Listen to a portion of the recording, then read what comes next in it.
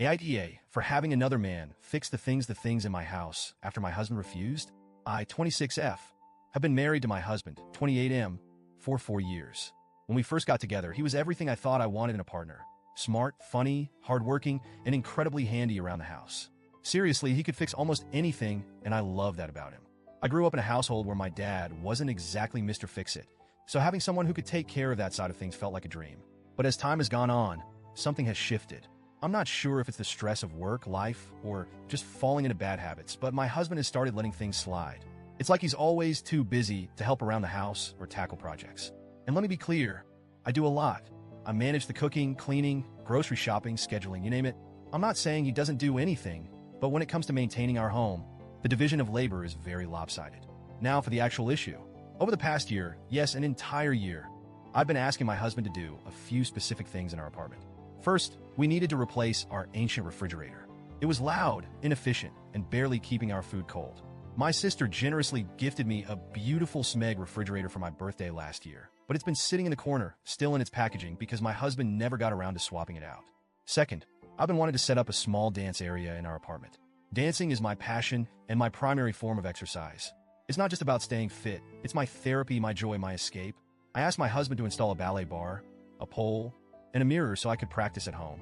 He said he'd do it, but every time I brought it up, there was another excuse. I'll get to it next weekend, or I don't have the right tools right now, or do we really need to drill holes in the walls for this? At first, I was patient. I get it, life gets busy. But as the weeks turned into months, my patience wore thin. It felt like he didn't take my needs seriously or care about how much this meant to me. I even tried to compromise by offering to help or hiring someone to do it, but he shot those ideas down too. Why waste money when I could do it myself, he'd say, but he wasn't doing it. Finally, a few weeks ago, I hit my breaking point. I decided to take matters into my own hands. Our apartment complex has a maintenance team, so I figured I'd start there. I knew they technically only handle repairs, but I thought maybe they could help with the fridge. I approached one of the maintenance workers, let's call him Mike, and explained the situation. I told him about the Smeg fridge and asked if there was any way he could install it for me. He smiled and said, "That's not really in my job description, but I'll see what I can do." Honestly, I nearly cried from relief. Mike came over the next day while my husband was at work. He not only swapped out the old fridge, but also organized everything inside the new one. I was so grateful I could have hugged him, but I settled for a heartfelt thank you instead. Before he left, he handed me his number and said, "If you ever need anything else, just let me know. No need to go through the online ticket system." At the time, I thought he was just being nice. I didn't think anything of it. A week later, I decided to text Mike again.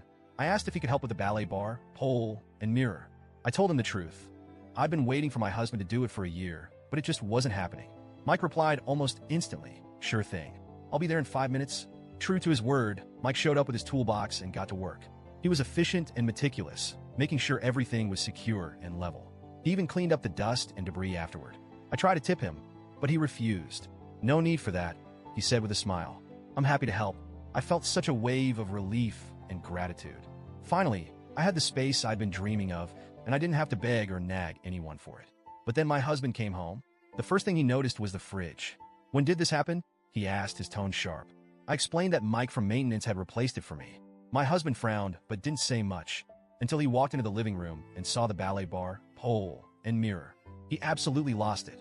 "Who the hell did this?" he demanded. When I told him it was Mike, his face turned red with anger. "You had another man in our house? While I wasn't here? Are you serious?" I tried to explain that I'd been waiting for him to do these things for a year and that I didn't see the harm in asking someone else for help. But he wasn't having it. He accused me of disrespecting him and undermining his role as the man of the house.